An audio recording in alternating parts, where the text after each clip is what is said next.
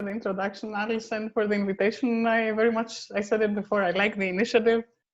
And it's strange to think that it was always there, this opportunity to do these remote seminars. I guess now we're finding out due to the extreme situation. So I'm going to take advantage of the situation. I'm going to give an overview of the research here in the Chair of Structural Mechanics and Monitoring that I'm leading at ETH Zurich. And I gave here a very generic title on purpose because Alice asked me to discuss a more broad scope of what we do. And then Konstantinos Chatzi is going to be presenting more of the details. So in a specific topic. And so my title was essentially the path from inanimate to living systems. And it's basically a different view to the very well-known structural health monitoring hierarchy, but now from a point of view of the steps that it takes to the path of knowledge. And so if we think of our standard or current approach to treating structural systems, then we find that this is largely an agnostic approach. We're treating these systems as passive or inanimate. And what I would like to show today is how to, let's say, pave the steps towards making these systems self-aware and in a way instill life into them, hence the term animate. And so the very first step, understandably, towards such a goal would be to instill perception, in a sense, in these systems. And by perception, we basically refer to the ability of understanding or interacting, not understanding, but interacting or sensing your environment. And this is something we very well know in our domain can be done for structures and engineered systems in general. This is the main focus of structural health monitoring, the utilization of sensors of diverse types and forms that are increasingly low cost and available in larger numbers in order to record and eventually interpret structural response. And so the sensors are there and are continually evolving, but of course this is not enough. And so a next necessary step to making our systems self-aware would be to reach the level of cognition. And so by cognition, I refer to the step where a mental action or process is put in place, which relies on knowledge and understanding that is acquired through these sensing activities, through the sensor data, into something that is interpretable about the health, the condition of the system. And in order to do this, we have to engage in the process of sense making, which means we have to engage in the process of translating the raw information or the raw data into actual information, into knowledge. And there's different ways of doing that, but importantly in this step is to understand that data alone in its raw form is naturally not enough. In order to be able to reach this level of cognition, we also need to have a structure or a model, in different words, that explains the performance and the condition of the system and allows us to do most of the standard engineering tasks, which are to predict the performance of the system, identify vulnerabilities, understand what is the remaining useful life of the system, and so forth. Also important for me is at this point to explain that when I mention a model, I don't just mean a physics-based model, but rather a structure that describes the system and could even be driven from the data itself. And so when we discuss models, there's different paths, but if I think of the basic categories, we could see that there is a physics-based path, when first principles are used, when models of mechanics are used, usually in finite element representations. And the most common way in which we exploit these is as forward simulators. We use these models to understand the performance of the system. We give some inputs, some assumptions, and we get an output. Or we could give data-driven models, which really relate to the monitoring task. In this case, we overrule the physics. If it's a purely data-driven model, we don't care about the mechanics that is underlying, but we try to infer, again, model structures from data. And this can be done, for example, with parametric model representations of the autoregressive or state space form and whatnot. More interesting for us is the hybrid path, which is basically the merger of the two worlds. And that's what also Konstantinos will discuss in a bit, where forward simulators and data-driven representations can be joined together and inform the confidence or knowledge that comes from data into the principles the first principles that govern the underlying physics. And this is a notion that is increasingly being used now also for the case of digital twins, or in other words, also phantom models, depends on your domain, or even mirrors, which is what the Sheffield group uses and I very much like as a term. If you want to construct such high accuracy or high precision representations of physical systems, you need to do this merger of data and models. And most of the time, you need to do it in a way which is computationally feasible and doesn't really, and could be done even on the fly if required for tasks such as diagnostics, control, and so forth. And so in an effort to do this, I will try to show you here as a summary or an example of our research, a first case which is driven from data. So the first example that is on the data-driven path.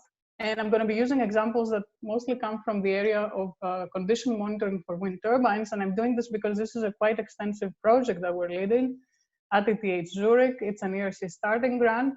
It is a project on which Konstantinos, who will present next, is working on, and where the goal is to do exactly what I said, to fuse a physics-based approach, so a physics-based model that takes into account the aerodynamics, takes into account the mechanics of the system, with data that are extracted from monitoring of both the system itself through vibrational response, or through the utilization of environmental and operational parameters that are also for these systems quite extensively recorded.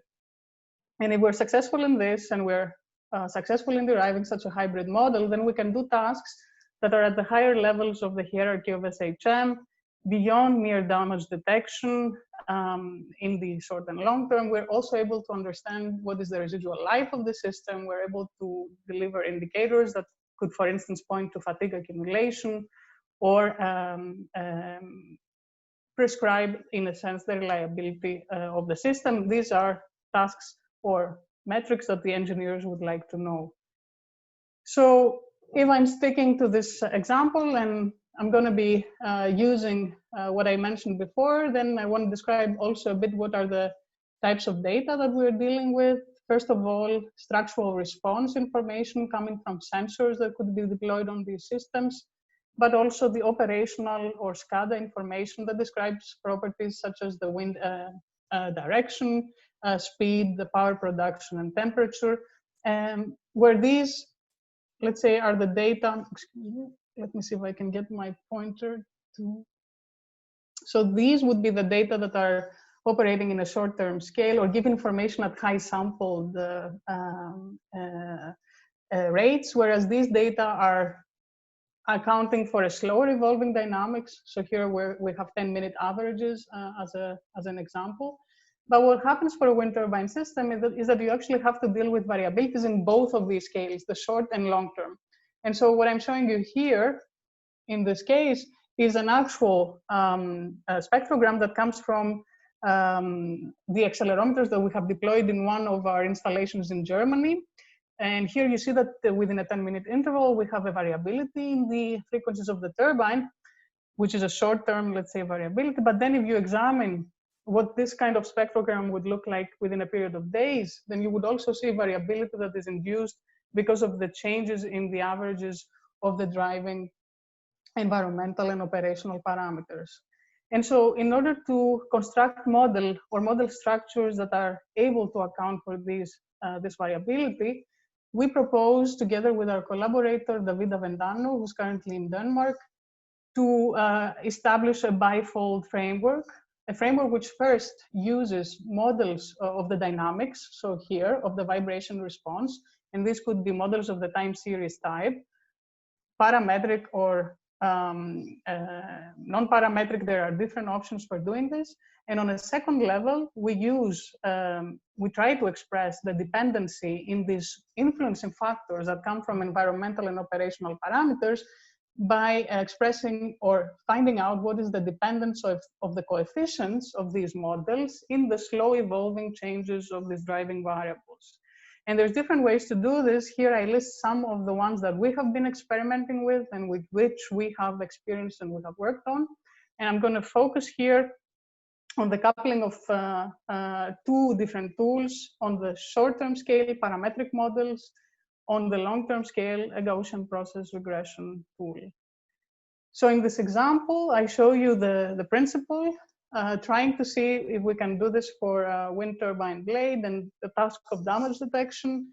We use a time-varying autoregressive model, linear in the parameter-varying autoregressive model to capture the short-term dynamics. We condition the coefficients of these models on the driving, environmental, and operational parameters as these are delivered from the SCADA systems that are installed on wind turbines.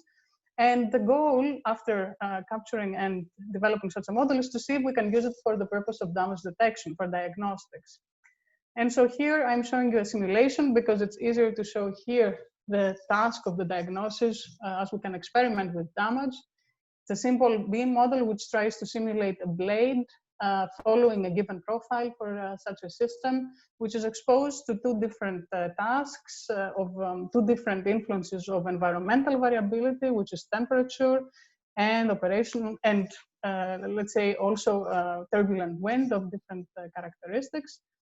And we would like to see whether, if we imagine a scenario where this system is actually operating, we can actually pick up damage and segregate this from the influence of environmental and operational parameters and variabilities, which is a benign, of course, influence.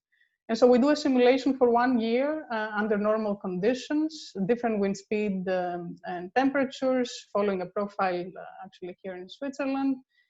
We then simulate a case where there are extreme weather conditions, not included in our training set for the standard temperature and wind speed conditions. And then we also introduce a scenario where damage is gradually instilled in the system.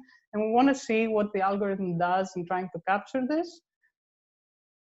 We implement the framework that I mentioned, which is this Gaussian process regression on top of an autoregressive model.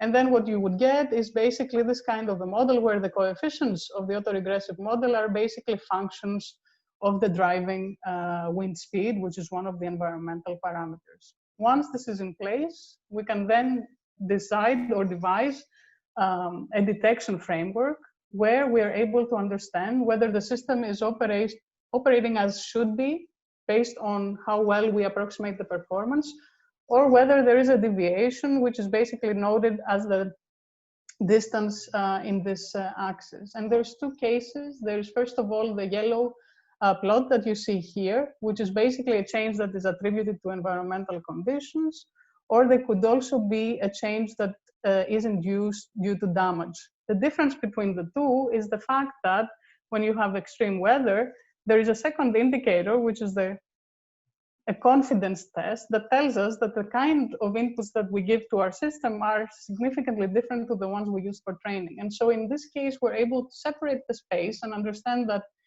in this case, we have an off behavior that is not necessarily explainable based on our model, whereas in this case, we expect that we should have had good prediction and therefore can more confidently detect damage. And this allows us to also construct this sort of confusion matrix that tells us whether we have indeed picked up damage or not. In the simple example, it's quite successful.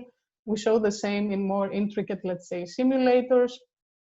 But the reason why I showed you this example was really to explain what it is that we can achieve with a data-driven diagnosis.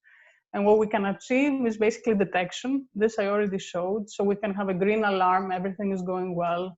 A yellow alarm, I don't really know if what I'm predicting is good enough. Or a red alarm, I know that this must be damaged because I should have expected here a different behavior. In some cases, we can even promise localization just from the data. Why? Because the placement of the sensors and the configuration of the sensor network might be such that allows us to do detection or localization. One criterion that can be used is mode-shaped curvatures, which we have tried in one of our works, and where we showed that mode-shaped curvatures normalized for different operational conditions could serve for localization. And again, this is purely data-driven because no model is here used. But we cannot do much more than that. So we can do diagnosis, as I show above, but not really prognosis in the sense of the residual life of the system. And so this is where really the power of this hybrid path comes in. This is where we need the complementary knowledge that comes from models of the system that somehow incorporate an additional knowledge. Here I show you one such configuration, a state space kind of model of the system, where we merge the dynamics, the equation of the dynamics, and that would be the model, with the equation of the observations, which is the data that is obtained for monitoring. And of course, when we're able to do this, the power of our prediction is increased, but it's always, it's also not, let's say, the holy grail, because again, we have a number of issues that we have to tackle, starting from uncertainty, which of course corrupts both our model and the measurements, the fact that the system can be nonlinear, the fact that the observations are actually limited, cannot be really densely distributed in a system, often due to reasons of accessibility and cost, but also the fact that we might be dealing with systems that are really large dimensional and where this computation is not very easy to promise in a realistic amount of time. And so in my group, we deal with methods that try to tackle each one of these categories. I will show you here some of these considerations. First one is uncertainty. And here we try to follow a Bayesian logic in trying to tackle the uncertainties. We try to solve it by a prediction and update approach. Basically, we use Bayesian type filters to do this, but I won't say much more because Konstantinos will be treating this problem. We try to use the variations of these filters that are particularly suited for nonlinear problems. And so this would be an unscented Kalman filter or particle filter type of methods that try to do this, this kind of approximation for nonlinear systems. And we also use a number of approaches that try to deal with the fact that we might have unknown parameters that describe our system, unknown inputs that are not necessarily measured. Most commonly, this is the case for most of our systems.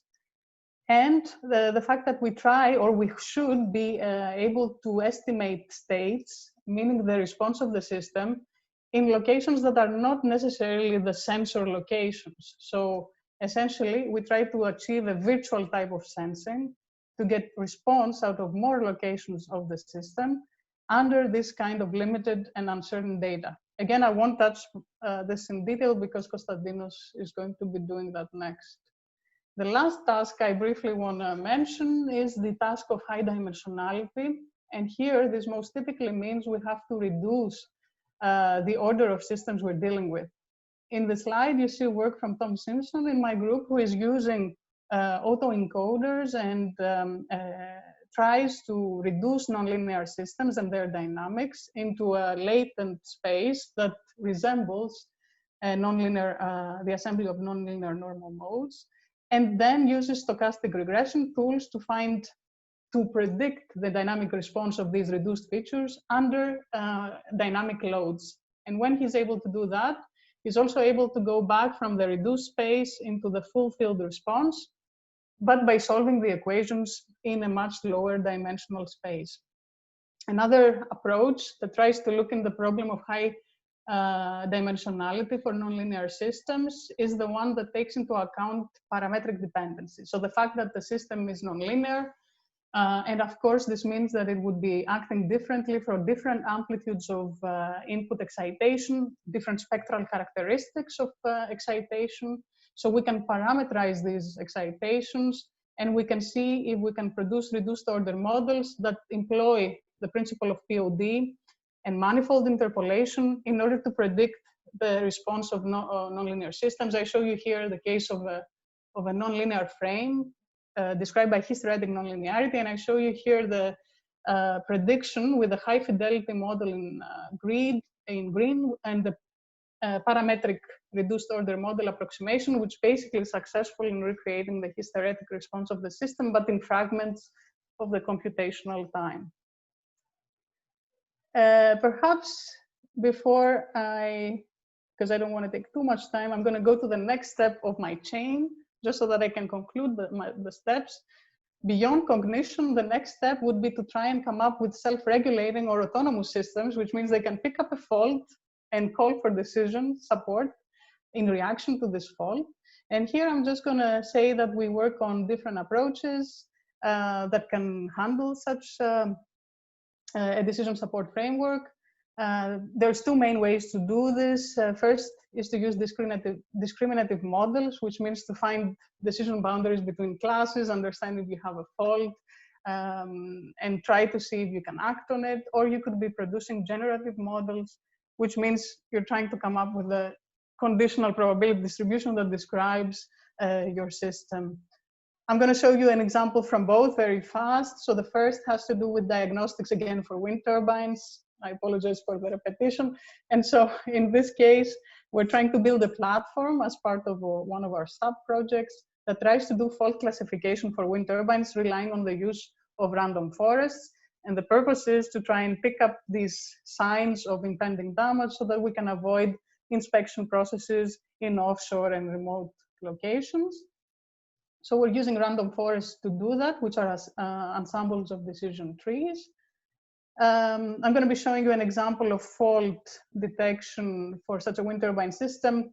I'm going to be using a simulator because it's easier to create controlled faults and test the algorithm. So we're using a simulator that has been developed from colleagues, and which we have adjusted so that we can play with it to generate faults under different environmental conditions, such as wind speed, turbulence intensity, and so forth. And these are the different faults we create: either no fault, a fault that is benign, and then a fault that has to do with the yaw error and pitch angle. And we try to see if we can train our random forest to understand these faults and signalize them through telemetry to the engineer that is operating the system. And indeed, this is the case. By using the logic of a random forest, which is comprised of trees of the type that you see here, you get to find at the edges of these trees the outcomes, which are the different types of faults. But additionally, you're getting the information on the conditions for which these faults have been triggered. And this means that if you're able to train your fault classification algorithm on the basis of quantities that don't have to be very rich. So in our case, it turns out that environmental information on wind speed and turbulence intensity and bending moments can give you a pretty good reconstruction of the faults that are underlying in the system. This is the true fault plot, and this is what we predict, which is better described by the confusion matrix. Here you see very few of diagonal terms, which means we're quite successful in reconstructing these faults. More importantly, we're also able to understand through these decision trees, and this is the reason why we were using them, what is the path or the different paths, here they are more than one, that can lead to such a fault. So you can start following chains of events that might be leading to a specific fault, and you might be anticipating and actually predicting, so prognosing what is impending to the system. As a final example, I'm just going to mention on the generative front that beyond the single system, a single turbine on which you can detect faults, you can also exploit information from populations, meaning many turbines in a farm. You can use the generative model approach here, and this is what Harry Milonas is doing in our group, trying to use a conditional variational autoencoder to infer the distributions of the response quantities of wind turbines in a farm, given some average statistics in the farm, such as average wind speed, the angle of the wind in the farm, and so forth. Actually, just the angle of the main wind speed in the farm in this case. And so what he's able to predict are important traits for the farm, such as wake effects, which are basically impacting the performance of a turbine in a farm that is in the shade of another wind turbine. And we're able to see how, based on just the average wind speed that is in the farm, how to predict what will go on in the ensemble of the turbines in the farm. So here we show you what happens if the wind blows from this direction. You don't expect much of a deficit due to wake on this turbine, but naturally you expect more of it in these turbines, some of it in these, and so forth. And you're able to do this using a probabilistic characterization just from a few samples of simulations. With this, I would like to conclude just to explain that our main scope as a group is to try and move along this hierarchy from perception to cognition to decision support and understanding in an ensemble of systems. And we want to do that in an explainable way. So where feasible, to fuse in some knowledge of the underlying mechanics and some knowledge of the dynamics that can allow us to go further from a mere detection or a mere task of classification. With this, I want to conclude. I want to thank the members of my group whose work you saw featured in this rough overview, and prepare the floor for Konstantinos, who will discuss a bit more in detail one of the topics in this